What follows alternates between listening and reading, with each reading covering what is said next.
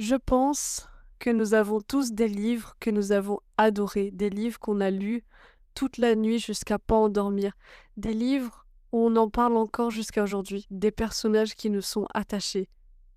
Et ces livres-là, on les a notés 5 étoiles. Alors quoi de mieux que de lire tous les avis les plus négatifs sur ces livres 5 étoiles pour pouvoir passer à autre chose?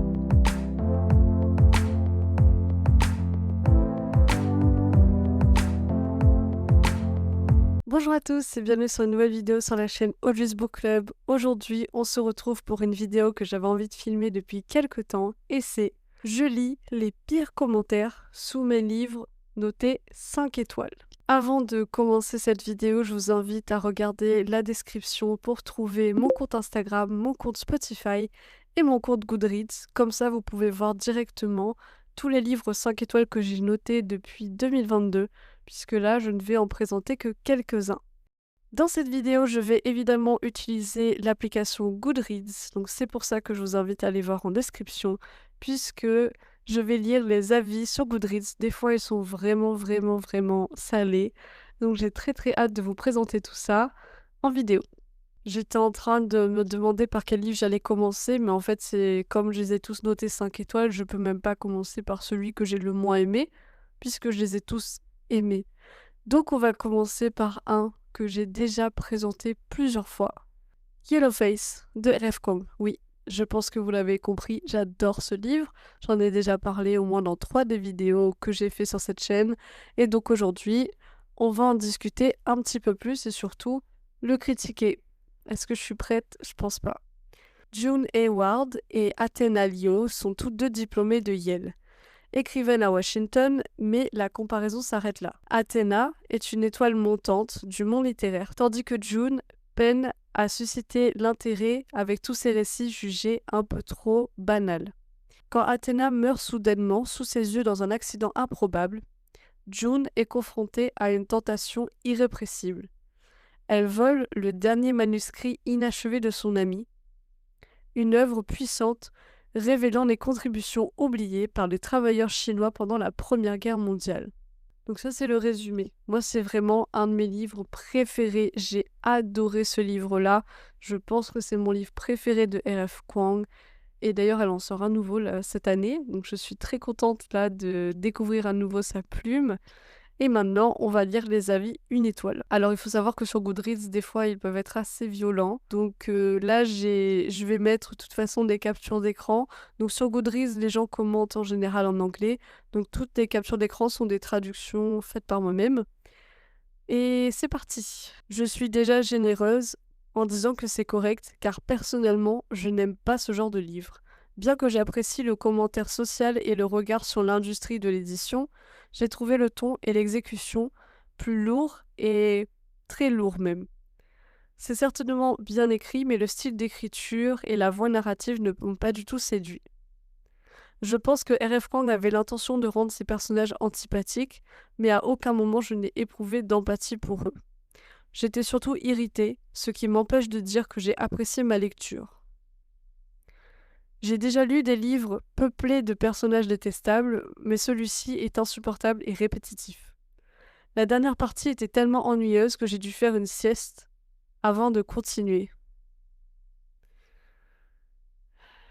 Je vais essayer quand même de trouver un peu une défense. Je pense que oui, les personnages de ce livre, Athéna comme June, sont vraiment insupportables et on ne les aime pas du tout. Parce que Athéna, même si elle écrivait très bien, c'était une personne qui se prenait vraiment pour la meilleure, donc c'est un peu embêtant des fois.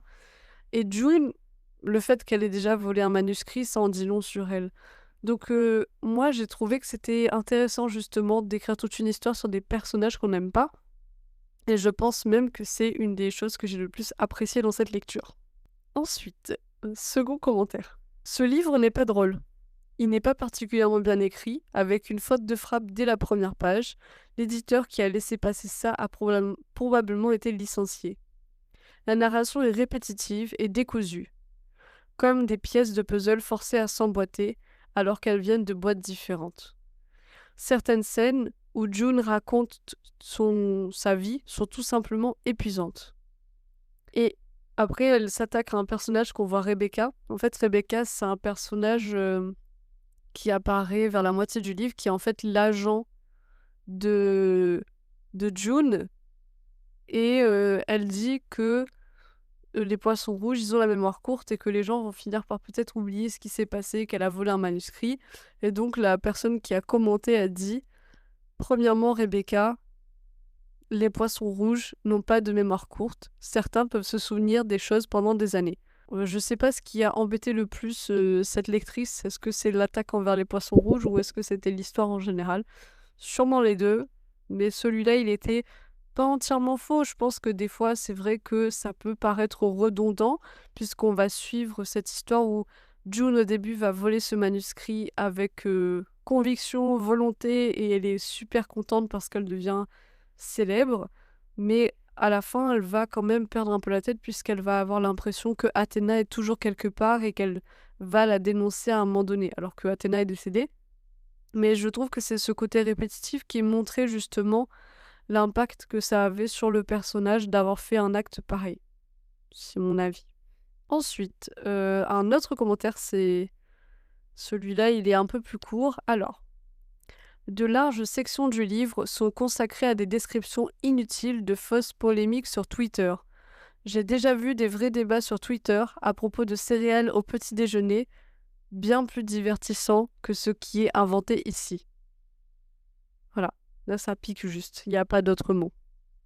Pour moi, même s'il y a eu des critiques sur ce livre, il reste un de mes livres préférés.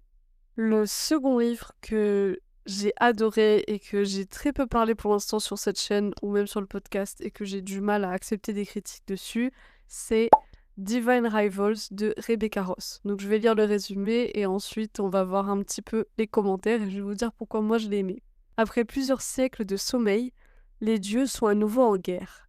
Alors que son frère est parti au front et que sa mère sombre dans l'alcool, la jeune journaliste, Iris Winnow, tente de maintenir sa vie à flot.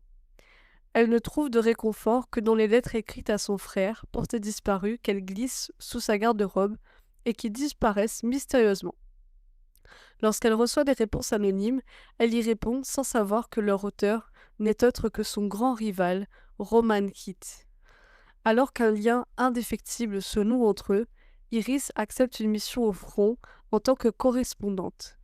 Dans un pays où les humains ne sont que les pions des puissances divines, Iris et Roman se font la promesse de continuer à s'écrire. Mais confrontés aux horreurs de la guerre, leur avenir sera de plus en plus incertain. Donc, le livre, il est vraiment super cool. Ils ont tous les deux cette machine à écrire qui, en fait, est magique puisque ils peuvent s'échanger des lettres, même à très grande distance, et ça arrive directement dans leur maison, peu importe où ils sont. Et évidemment, ce livre, c'est une histoire d'amour. Donc moi, j'ai beaucoup apprécié leur dynamique. Au début, ils sont rivaux, puisqu'ils essayent d'avoir le job dans une gazette, et il n'y a qu'un seul poste, et ils sont deux. Mais très vite, vu que Iris va partir au front, leur relation va évidemment évoluer, et j'ai trouvé que leur histoire d'amour était très mignonne. Donc moi, c'est un livre que j'ai beaucoup apprécié. Le tome 1, c'est vraiment mon préféré. Et donc là, on va passer aux avis 1 étoile. La construction de l'univers est tellement mauvaise qu'à un moment, le personnage masculin principal dit qu'il aime l'été parce que c'est la saison du baseball. Ils utilisent des ascenseurs et l'électricité, mais ils écrivent sur des machines à écrire. La guerre ressemble aux stratégies de combat de la Première Guerre mondiale, et il y a de la magie et des dieux. La romance est affreuse, les dialogues sont tellement cringe et gênants qu'il est impossible de profiter d'une lecture cosy agréable. C'est juste étrange. Chaque chapitre est introduit avec un élément qui vous sort de l'histoire. Je ne comprends pas l'engouement, il est peut-être temps de lire davantage pour célébrer de meilleurs livres. Là, la fin, elle pique un peu. Car, avoir plus de 25 ans et considérer ce livre comme un grand favori littéraire, c'est décevant. Je suis un peu mal à l'aise, voilà, ça pique parce que moi j'aime beaucoup ce livre. Donc je sais pas, après chacun pense ce qu'il veut, peut-être que ça a été inspiré de la Première Guerre mondiale, mais ça n'empêche pas que ça marche et que c'est un très bon livre. Second commentaire. Iris écrit des lettres à Roman comme je le faisais à 13 ans, le cœur brisé à cause de mon petit ami dans Minecraft. Troisième commentaire. J'étais seulement à environ 4 chapitres quand j'ai réalisé que ce livre allait être mauvais. Mais j'ai décidé de continuer jusqu'à la fin pour le bien de mon défi de lecture et maintenant je me demande si ça en valait vraiment la peine. Dernier commentaire. J'ai perdu des neurones en lisant ce livre. Ouais, j'ai pas d'argument. Moi, je l'ai trouvé très bien. Je vous jure, il est bien. Le troisième livre que je vais présenter dans cette vidéo, c'est Le Prieuré de l'Oranger de Samantha Shannon. C'est celui-là. Bon, là, c'est la partie 1 parce qu'il est beaucoup plus gros et on a un tome 2 qui est sorti aussi récemment. Je vais d'abord lire le résumé. La maison Beretnet règne sur l'Inis depuis plus de 1000 ans. La reine Sabran IX doit impérativement donner naissance à une héritière, mais des assassins essaient de l'en empêcher. Quoique la monarque l'ignore, elle peut compter sur l'aide d'Id Jorian, une jeune magicienne qui la protège en secret. De l'autre côté de l'abysse, Tané s'est entraînée toute sa vie pour être dragonnière, mais le destin a d'autres plans pour elle, et pendant que l'Est et l'Ouest se divisent un peu plus chaque jour, les forces du chaos s'éveillent d'un long sommeil. Pourquoi j'ai aimé ce livre? Eh bien, parce que le trois quarts des personnages sont des personnages féminins. On a quand même une dynastie avec la reine Sabran, donc ce sont que des femmes. Et j'ai trouvé que l'univers était très bien construit. Il fait penser un peu au Seigneur des Anneaux. On retrouve quand même cette influence un peu du Japon, quelque chose comme ça. On le ressent quand même dans l'écriture. Et j'ai trouvé que, comparé à ce que Samantha Shannon aurait pu faire, c'est son livre le mieux écrit et j'ai été investie du début jusqu'à la fin. J'ai trouvé que tout était trop bien. J'ai aimé les enjeux politiques, j'ai aimé voir les personnages évoluer. Et donc, jusqu'à aujourd'hui, je tiens à dire que ce livre est génial. Maintenant, on va passer aux revues 1 étoile. Fait marquant sur ma lecture. Nombre de commentaires LOL mis dans les marges, 159. Nombre de réactions MDR pendant des scènes de mort, 17. Ratio de pages à temps de vie perdu, 848 pages pour une vie.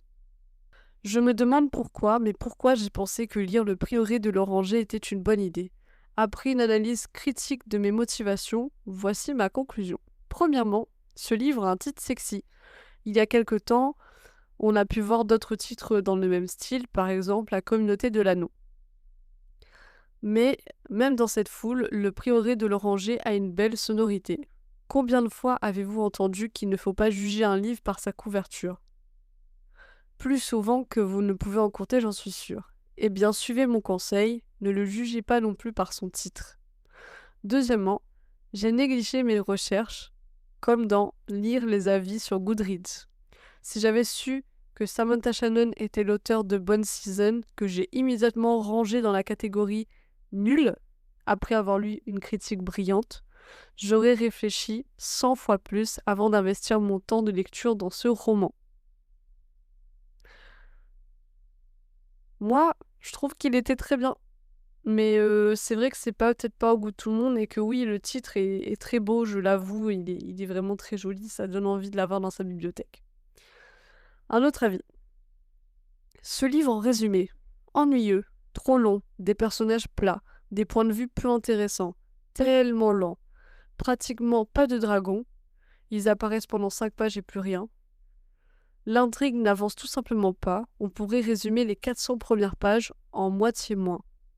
Trop de récits racontés, pas assez montrés, une romance plate et sortie de nulle part. J'ai arrêté à la page 440. Je pourrais continuer et le survoler, mais je m'en fiche complètement. Ouf. Oui, ouf. Moi je suis d'accord, c'est assez violent.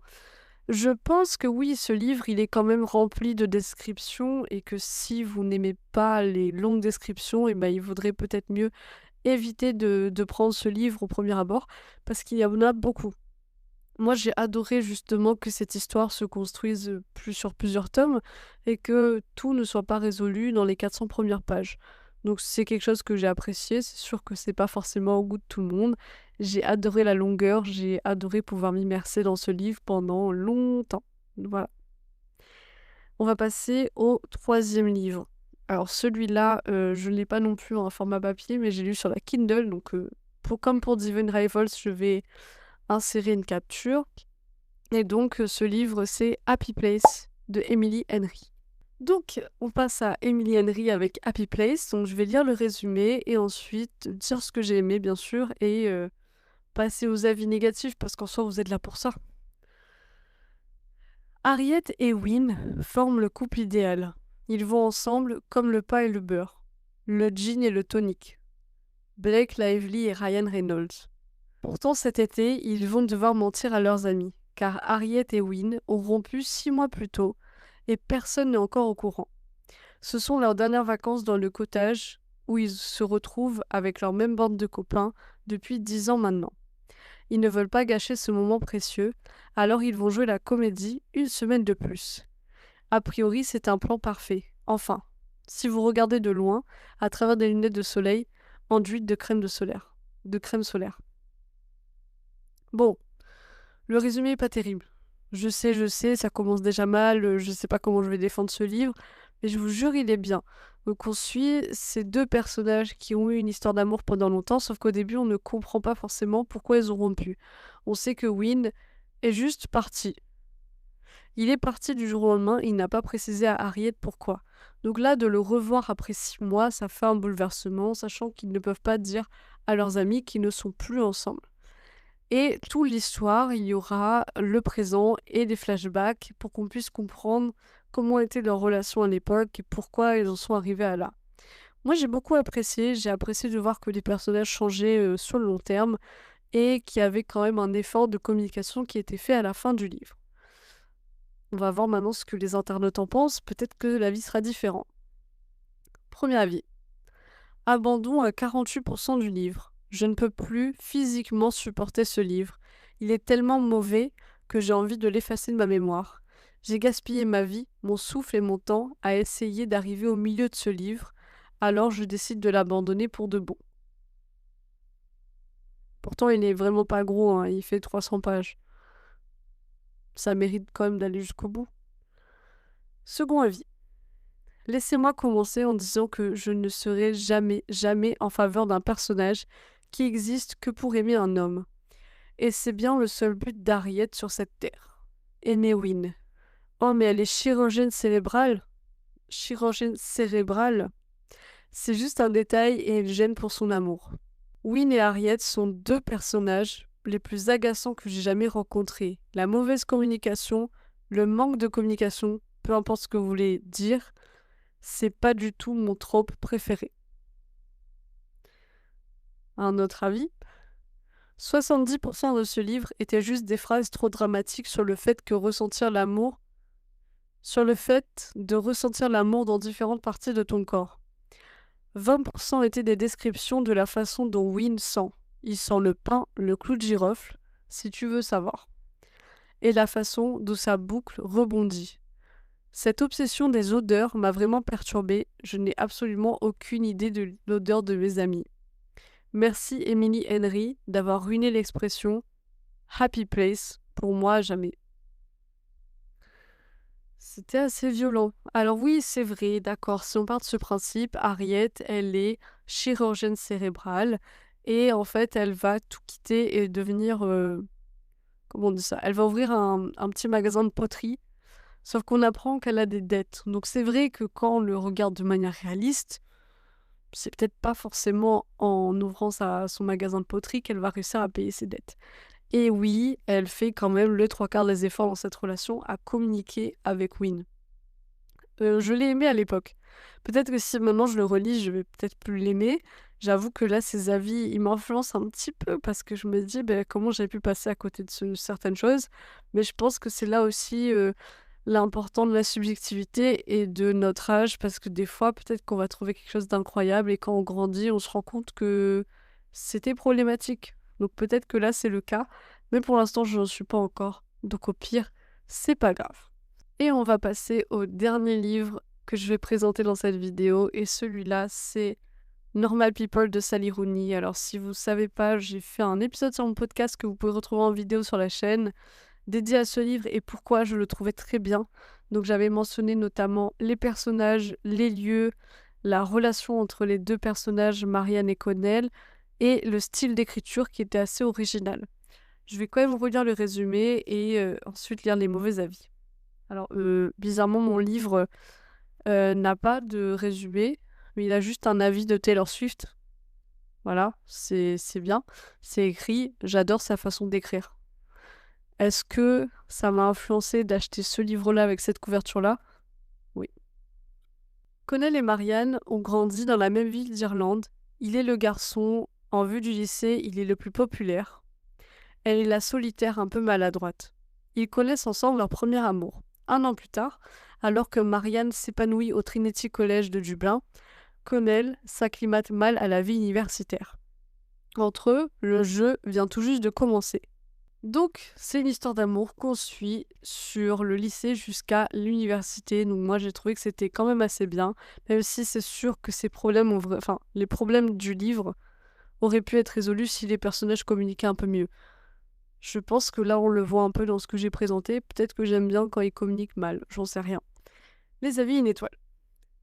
Dès la première page du roman, universellement acclamé de Sally Rooney, qui figure sur la liste longue du Booker Prize, on trouve ce passage. Il met les mains dans les poches et réprime un soupir irrité, mais le réprime avec une inspiration audible, de sorte à ce que cela ressemble toujours à un soupir. Vous avez pas compris la phrase? Moi non plus. La vie continue.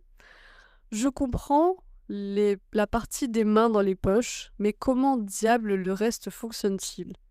Un soupir est une expiration, et je n'ai aucune idée de comment un quelconque effort pour réprimer un soupir en inspirant pouvait ressembler à un soupir.